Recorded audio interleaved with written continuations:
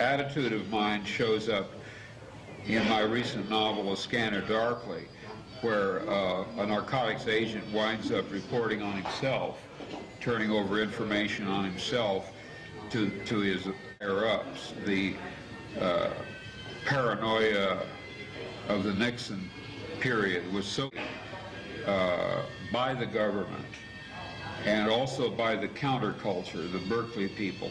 Anybody like me who grew up and was part of the Berkeley counterculture became a marked man during the Nixon administration. A Scanner Darkly came from his difficulties in his own life and his friends and family. The paranoia that they feel is similar to the paranoia a lot of people are starting to feel, just if you can't speak out. It seems even more important and relevant today than when we started, in lieu of the current headlines, the administration and the surveillance that's sort of being carried out now. It is impossible to tell how much of our fears were justified.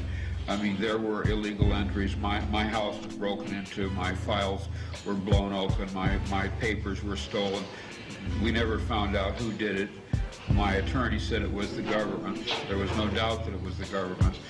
But what they were looking for, I don't know. What they thought I was doing, I don't know. I don't even know if it was the government. But there were many such illegal entries, and an experience like that tends to make you very paranoid, you know, that you are suspected of some crime. I think he was able to get his ideas across through the genre of science fiction. But I think it took him a long time to come to terms with being in a genre that wasn't necessarily the most respected. The position which writers such as myself hold in America those positions are very lowly. Science fiction is considered to be something for adolescents, for just high school kids, and for disturbed people in general to read in America. I guess we're officially in the genre of science fiction, but it didn't feel that way to me. It felt very contemporary and very real world.